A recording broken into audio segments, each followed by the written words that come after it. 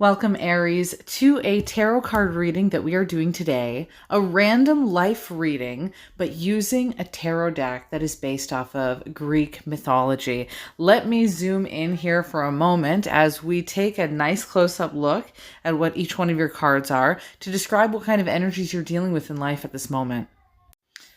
We have Eileithyia and Ocnus, Terpsichore. The Oracle of Delphi has shown up, Astraios and Momus. And if you don't know Greek mythology, welcome to Tarot Readings with me, where I love to get into the history and mythology, the macrocosm of these kind of stories, and then invite them into the microcosm of your life to see how these stories can impact you or how we can learn from these stories.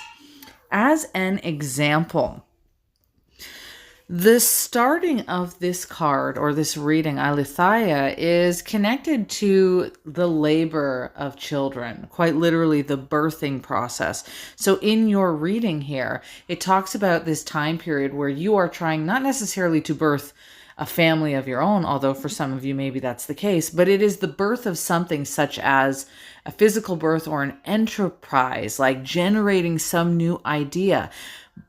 And that is what she dealt with. She had this amazing capability to both propagate the birth of children in Greek mythology, but also to delay it.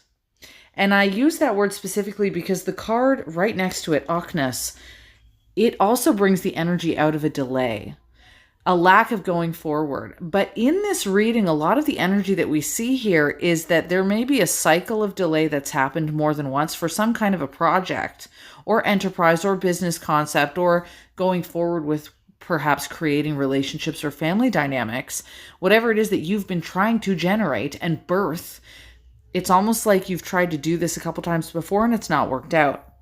Now, the story of Ocnus, that is the one who was in the underground constantly dealing with the creation of a rope. And as he created this rope, on the other side of him was a donkey constantly eating the rope. It went nowhere. It was always this lack of being fruitful, trying to birth something like a new business or trying to, set yourself up with some kind of creative project or an aspect of relationships. And it's just not coming to fruition.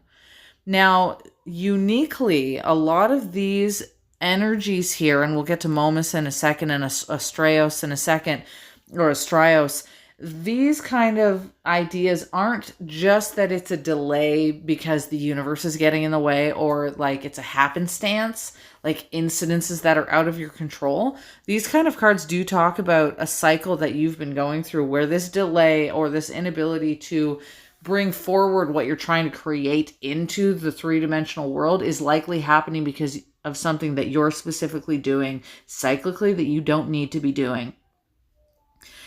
And technically, with the card of the Oracle of Delphi, this may be a cycle that you're already fully aware of, because this has to do with like internal guidance that comes from like your intuition, that comes from the universe. The Oracle of Delphi card indicates that you're already aware that you're putting your own self in a certain cycle repetitively. And so I am drawn to the idea of tardiness a little bit in the Ocnus card, because there may be a circumstance that you are causing delay because you're not putting the effort into something that you could have, and instead you're wasting effort. And this happens, in life, we do this every now and then. We put a whole bunch of effort. Like, again, imagining the story of Ocnus, he is consistently trying to create this rope over and over and over again. And it just goes nowhere. In other stories, by the way, of Ocnus, it's actually his wife that wastes his energy. But no matter which way you're looking at it, it's like a feeling burnt out. It's as if you have put your energy into something, maybe even a job or a relationship, and you're just looking at this relationship or this job or whatever it is that you're feeling burnt out in, and you've come to that realization that this is a wasted effort, essentially. Now, the Terpsichore card is really interesting. It's a beautiful energy. She's one of the 9 muses in history. And as one of the nine muses, she was also known as in some traditions, the mother of the sirens. And so she comes across as very charming and alluring, but she was the muse of music, like lyrical and instrumental concepts. Each muse has their own certain area that they would work through, and hers was a lot to do with vibration, music, and frequency. And so it becomes a card reminding us that if you want to have the best of your projects come forward into your reality, it's best to go with the flow of the universe instead of putting energy and effort into things that are like locked up or that you feel a sense of resistance towards. And I'm sure a lot of us can understand that dynamic, not just because we're saying the words go with the flow, but because a lot of times when we're in a relationship or when we are in, a business aspect or a project that we're working on, it's either things flow really smoothly, the doors are open, the turns that we make, they happen to be the right turn, the path of least resistance, or we're in a relationship or in a business circumstance that we constantly butt our heads up against for some reason. The resistance is there. And if the resistance is there, I bring your attention to a early 1900s concept of what was called the law of non-resistance, which tells us spiritually, this is kind of like a spiritual principle that a lot of people live by.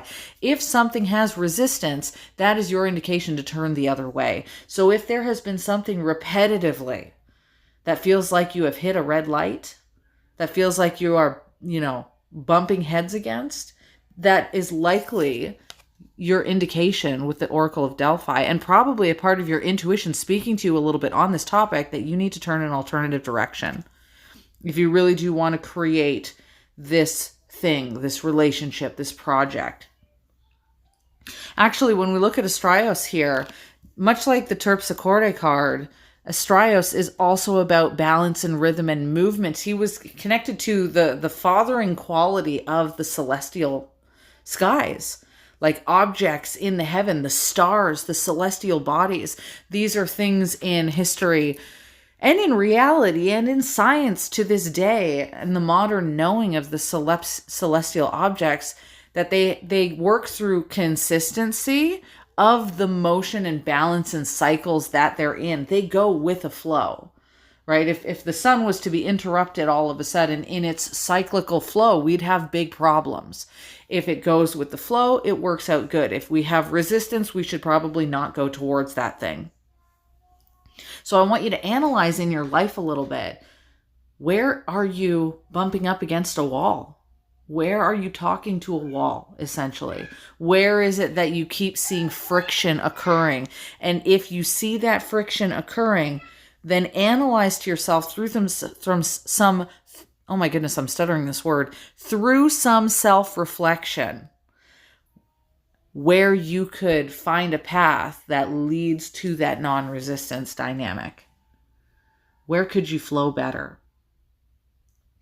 I think also that when we have the cards of the Oracle of Delphi, and we have the cards of Momus. Momus is a very lesser known character to a lot of people who study Greek mythology.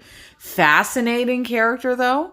But both of these cards talk about seeing the truth of something. The Oracle of Delphi often sees the truth in a soft way, in the internal wisdom, like in a philosophy way, philosophia, right? For the love of that wisdom that comes in those wonderful moments where you just feel this inner knowing.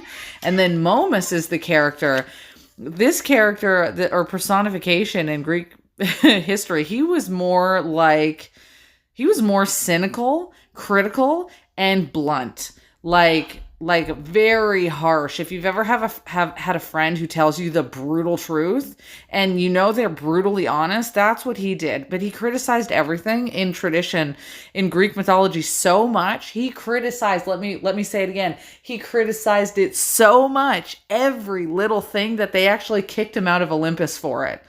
The gods were like, enough, because he never said anything positive. He constantly ruminated and criticized things that would be seen as really good, like the creation of humans. When Zeus created humans, there was Momus being like, nah, I don't think humans are all that good. What did he say? He said humans should have a window installed on their heart so we can actually see what their intentions are. He just considered us flaky, flighty, erratic, right? And he's not wrong. That's the thing about him. He's very blunt. He's very to the point, brutally honest. So it tells me that whatever it is that you need to shift, not only do you know it in your own inner knowing, but you probably also have come to the consideration of this truth in a bluntly honest way. You may very well, as an example, have said to yourself, oh yeah, I need to stop overeating. You're just blunt with it, right? Or like, oh yeah, my partner or my boyfriend is never going to get his head out of his ass. Like whatever the truth is, you know it already. You've known it in soft moments, and you've known it in times where maybe you or people that are close to you, your family or your friends, have said to you, you got to get it together. Like if you want that job, you need to put yourself forward on this. Like again, Ockness's story of massively wasted effort. If you want something to succeed going forward, you may need to say to yourself, okay, enough is enough. I need to pull my socks up. This could also be the case, of course, for somebody that you know. You may be speaking with someone in your close circle, perhaps because we've got concepts of family showing up in the Aletheia card and the Terpsichore card. You may be looking at somebody in your circle and saying, hey, I know this about you. You need to pull your shit together, essentially. It feels like that's the dynamic that you're dealing with. What I do like is that the Astraios card and Terpsichore card are both in the upright position. In fact, all of these cards are in the upright position. And this insinuates that you will have great reward, or your person, whoever it is you're focusing on, if they really do pull their bootstraps up, they will have a great reward that comes for them. As the outcome for the hard work that they've done, instead of dealing with constantly wasted effort of building the rope of life over and over again. You actually build what you need to climb out of the pits and the depths of the situation that you're in. And that will be through consistency, determination, and again, that idea of being brutally truthful with what you need to do and getting it done.